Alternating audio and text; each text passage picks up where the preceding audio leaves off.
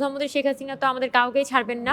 আমাদের ক্যাম্পাস আমাদের হবে, এটা যদি আমরা ইনশিওর করতে পারি না, বাংলাদেশ চেঞ্জ হয়ে যাবে। উমামা, আমরা জানি যে এই ধরনের একটি আন্দোলনে সবচেয়ে বেশি জরুরি হচ্ছে এক থাকা। সেই জায়গা থেকে আপনাদের আসলে মূল মন্ত্রটা কি ছিল? এটার মূল মন্ত্র আসলে আমাদের শহীদেরা এবং হাজার হাজার মানুষ যারা রাস্তায় আহত হয়েছেন, তারা আমাদের মূলত শক্তিটা জুগিয়েছেন।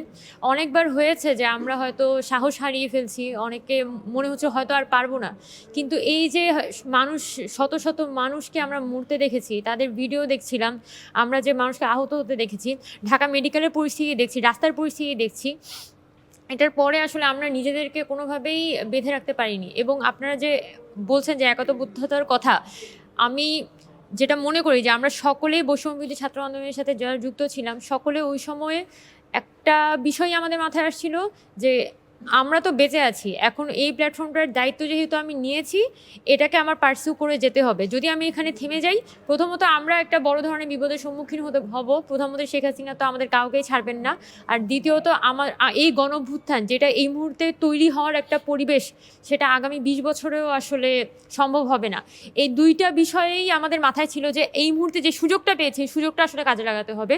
এই যে স্পিরিটটা, এই যে মৃতদের যে আত্মা, তাদের যে ডাক, এটার কারণে আমরা আসলে প্রতি মুহূর্তে ভাবতাম যে না, আমরা আসলে মাঠ ছেড়ে যেতে পারবো না। প্রিয় নাম্বার সেট করে বিকাশে সেন্ড মানি করুন ফ্রি।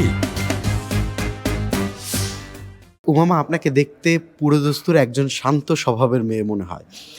মানে এর মধ্যেও যে এরকম বারুদ জ্বলা একটা আকাঙ্ক্ষা আছে বা চাওয়া পাওয়ার মতো একটা হৃদয় আছে, এই অনুপ্রেরণাটার পেছনে আসলে কোনো বিশেষ মানুষ আছে কিনা বা কোনো মহান ব্যক্তিত্বর কোনো ছোঁয়া আছে কিনা?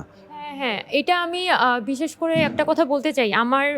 আমি যখন স্কুলে ছিলাম, আমাকে একজন স্যার পড়াতেন, আমার হাউস টিউটর ছিলেন। উনি হচ্ছেন, হাউস টিউটর মানে আমার বাসায় এসে পড়াতেন। ওনার নাম হচ্ছে শওকত আলী। আমাকে আর আমার ভাইকে টিউশন পড়ানোর জন্য আসতেন বাসায়, এবং আমাদেরকে প্রথম খুব ছোট ছোট কোশ্চেন করতেন, নানান ধরনের কোশ্চেন করতেন, যে এটা কেন হয়, ওটা কেন হয়, তোমার কি মনে হয় এটা কেন হয়। তো এবং আমাদের যে মননটা, আমাদের যে ভিতরের মানুষটা আসলে তৈরি করেছেন কিন্তু উনি। মেয়েদেরকে একটা সময় যখন ক্ষমতাসীন যারা ছাত্র সংগঠন ছিল, রাস্তায় বের হতে না চাইলেও তাদেরকে নামাতো, নানাভাবে মেয়েরা আসলে সবচেয়ে বেশি মনে হয় বৈষম্যের শিকার হয় বিভিন্ন ক্ষেত্রে। এই জায়গাগুলোতে আপনি একজন মেয়ে হিসেবে আগামী দিনে খুব স্ট্রংলি কাজ করবেন কিনা? হ্যাঁ, অবশ্যই। আমি আসলে আসার সময় নোট ডাউন করছিলাম, আমি নারীদের সম্পর্কে আসলে কি চাই আমাদের অন্তর্বর্তীকালীন সরকারের কাছ থেকে। অবশ্যই এখানে আমাদের যারা নারীরা আছেন, তারা কিন্তু সমাজের একদম জীবনের শুরু থেকেই কিন্তু তারা নানানভাবে পিছিয়ে পড়েন, এবং সিস্টেমেটিক্যালি কিন্তু তাদেরকে পিছিয়ে নেওয়া হয়। আমি মনে করি যে আমাদের নারীরা যাতে রাস্তাঘাটে একদম কোনো প্রকার ভয় ভীতি ছাড়া নির্বিঘ্নে চলাচল করতে পারে দিন রাত 24 ঘন্টা, এটা যদি আমরা ইনশিওর করতে পারি না, বাংলাদেশ চেঞ্জ হয়ে যাবে। র্যাগিং রানী আর তৈরি হবে কিনা আগামী দিনে ঢাকা বিশ্ববিদ্যালয় বা পার্শ্ববর্তী যে ইডেন কলেজ এইসব জায়গাতে? আমরা ঢাকা বিশ্ববিদ্যালয়, আমি যেহেতু সুফিয়া কামাল হলে থাকি, আমরা সুফিয়া কামাল হলের যারা আছি তারা কথা বলছিলাম যে আমরা কোনোভাবে হলের মধ্যে এই ধরনের ছাত্র রাজনীতি প্রবেশ করতে দিব না।